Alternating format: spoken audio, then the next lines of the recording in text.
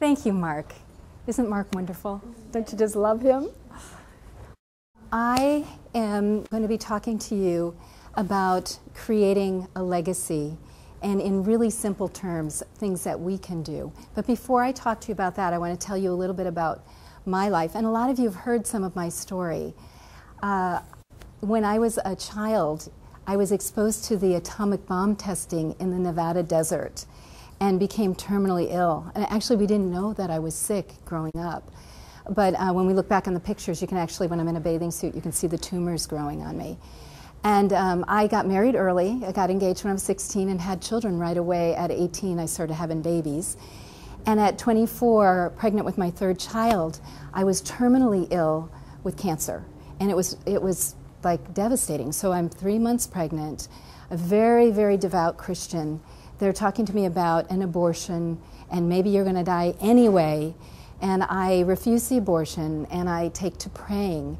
And just, I'm sleeping all the time because I'm just exhausted. My body is just I'm giving everything to my baby. I just like pray 3 hours a day.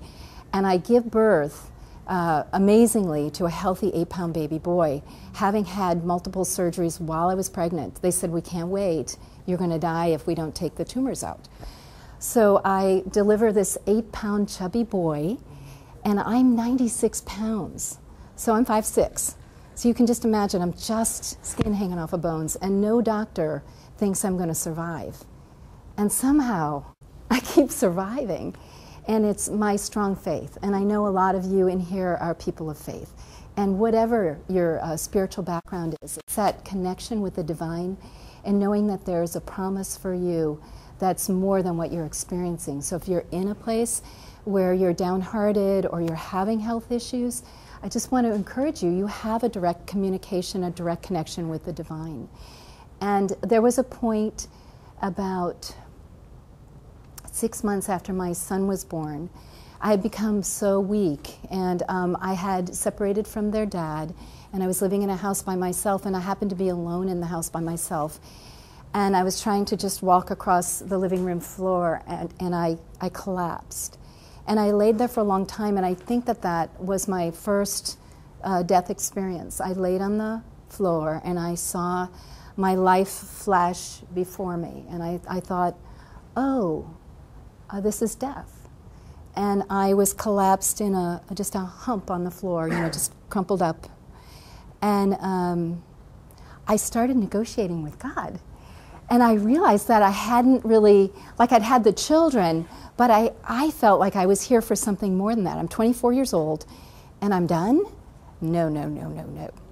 So, however, God heard me because I was able to get back in my body, crawl to the kitchen. I started force-feeding myself. At that point, I had not been able to eat any food for 5 weeks. I had not eaten anything for 5 weeks. I couldn't. I had surgeries on my neck and my throat, and it was just impossible. I started force-feeding myself like a tablespoon of Mrs. Graw's soup. And if I could get some calories in, I would just put anything I could in, and I'd throw it out. Who cares? Anyway, the story goes very well, because 6 months later, still very sick with cancer, but now 50 pounds heavier, so I have a fighting chance. And I just wanted to tell you that part of the story, because on the ground is when I realized I haven't fulfilled my legacy. I haven't done what I came here to do.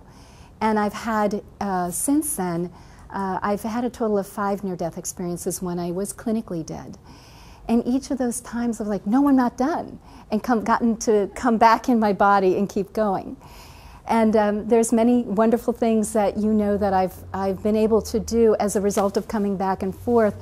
One of the things that I've been able to do is really get the human blueprint and understand how a human cell exists and how we can take the information from the universe and rebuild the cells of our body.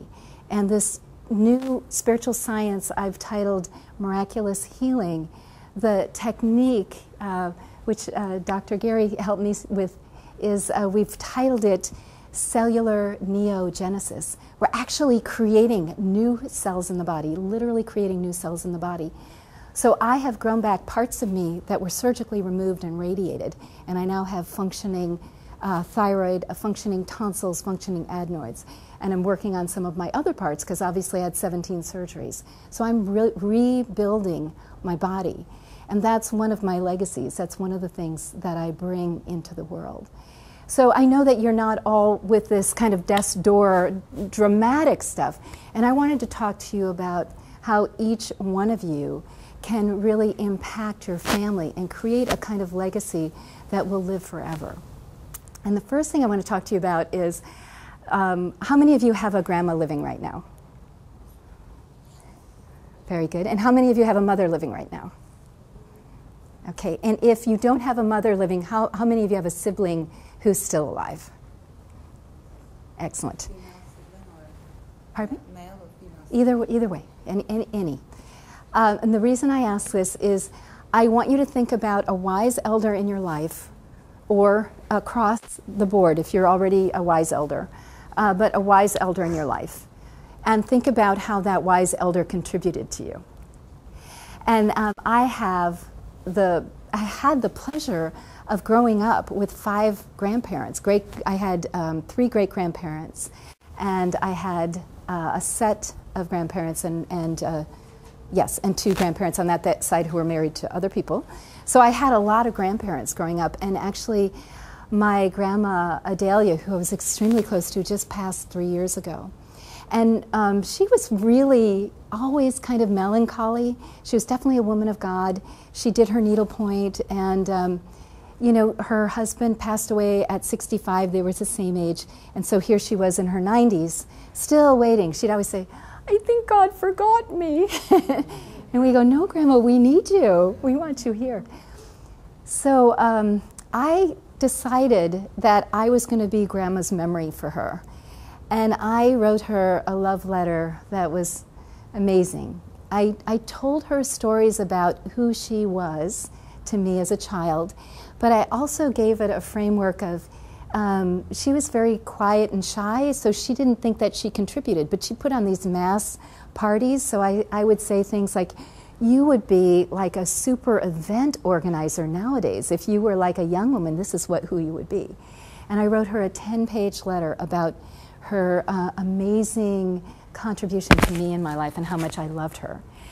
And then I did it on computer, and then I took it off the computer. I had to get the stories all right, and I wrote it by hand and sent it to her. I bought an envelope from India, one of those beaded envelopes, and it arrived as this gift. It was the gift of her life. And I say this because I had every one of my aunts and uncles and father call me and thank me that no one had been able to touch Grandma's heart, that she had always been kind of like, this is my lot in life, I'm alone, and I have my prayer life. And all of a sudden, she was animated and happy, and she got to live the last 3 years of her life engaged with people again. It's like the love letter and just that amount of love that came to her just woke her back up from that sleeping place she had been in for so many years. So what I'd like to do right now is, would you pass these out? Take a sheet or two. I got a few extra pens. I realize there's not pens on the table. And I'd like you to write down maybe 2 or 3 people you have in mind that you could impact this way. So I want you to just think about 2 or 3 people that you might be able to do this with. Yeah. Yes, please.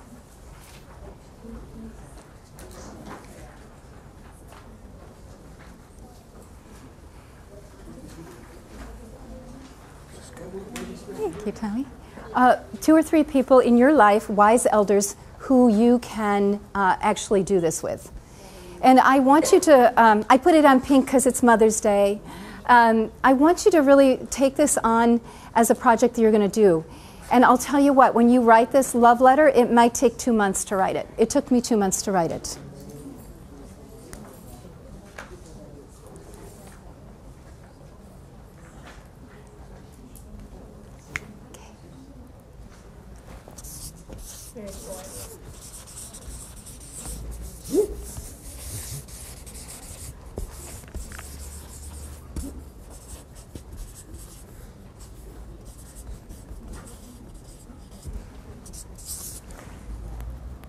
Okay, so that's number one, and you can keep writing, and we're going to come back, and I'm going to give you number two on creating a living legacy now. One of the things that I do, how many of you have a will? Okay, and then a financial planner should look around and see all the people who don't. No. I got this notion about 10 years ago that one of the things I wanted to do was leave a legacy for the people who were in my life when I left my body. And what I do every year is, does somebody have a phone ringing? Sorry.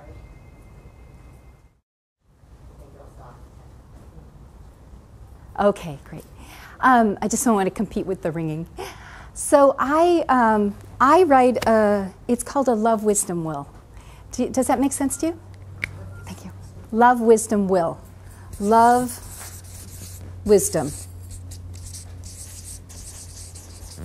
will. And I put in there the significant learnings that I get each year. So maybe I add 5 paragraphs of what I learned this year and what would be important for me to share with the people I leave behind. So could some of you see implementing that? Yeah. And then you would actually literally put it with your financial papers. So you'd print it out, maybe you'd keep a running file of it, but it would go with your financial papers. And so all of the precious life experiences that you've had actually get passed on. They don't get lost. Yeah. Okay. And then I want to talk about next love letters to children. And these could be your grown children. These could be your grandchildren. These could be children that you mentor. And one of the things that, we heard Mark talk about his relationship with his mother. Inevitably, we as parents come in with the skill that we have and parent children when we're young. And we're not the wise elders when we're young. So writing love letters of understanding, writing letters of, oh, I can put myself in your shoes. I understand how that might have not been that easy for you.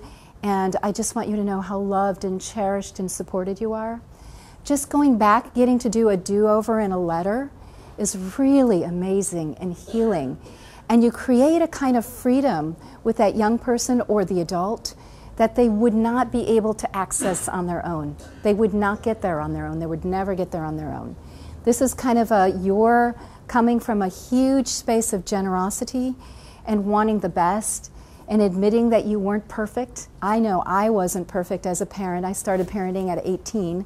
Definitely didn't have all the cards, the cue cards on how to be a great parent. And to be able to really just genuinely honor your children with this kind of deep love and respect and really let them know that you get them and that you cherish them. Now, I also want to share with you a formula that I have for being able to be generous and live your amazing, fully imbalanced life.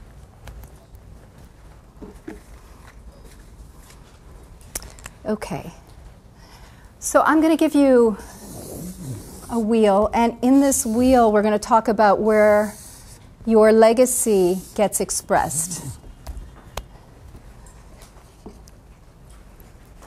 So one place that your legacy gets expressed is in social and friends. And right now, when you think about your life, how many of you are really thrilled, like 100% thrilled with your relationship with social and friends? You're going out, having fun, you're at 100%. You have like a great social life. Okay, and how many of you feel like maybe you could have some improvement, like you would like to have more fun and really have that ongoing, sustained joy in your life? Thank you. Thank you. Great. And so one of the things that you do, and thank you for raising your hand, the ones of you that like it's not perfect, because it really isn't perfect. Honestly, if I went around and measured you, and I do a kind of kinesiology so I can read really quickly, we'd have people from 30% to 100% here. Very few people are actually at 100%. There are people with a social life that have too much social life going on, and they don't have the other things going on. And so you see how I'm just showing you that there's like a nice, beautiful balance. What we're looking for here is to get you over 80% happy. And over 80% happy is really like where we're looking at for fully expressed human being, between 80 and 100%. And so if you're at 30%, and a lot of times I'll see that men raise their hand for this, that at 30% means that you have to consciously focus on bringing more joy into your life in the things that are fun for you. And so for men, it might be car racing, it might be going. My friends took me to a horse race, which I had never in my life been to, and that was pretty cool. So I know that men have different things than women do. Women, I always suggest for my gals, go out for a cup of tea. Men can go out for a beer. I know guys don't necessarily want to be chatting up. They want to be more active. But you actually need to consciously make a choice, which might be buying season tickets, or it might be joining a men's club or a girls' club or whatever. But you have to make a choice to improve that. And so it's now on your radar. Okay, and then the next one is emotional.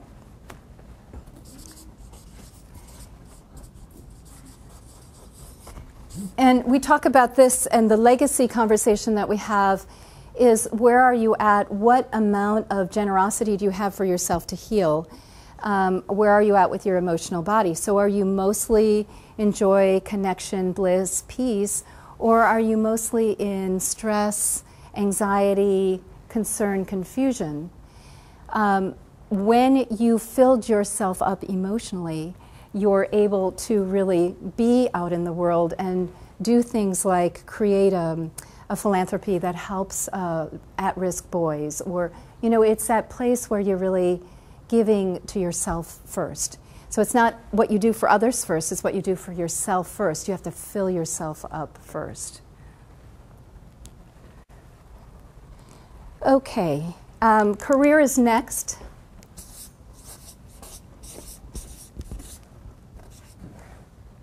How many love your career? You're in the right place, you know exactly what you're doing, you're at 100% or 90%.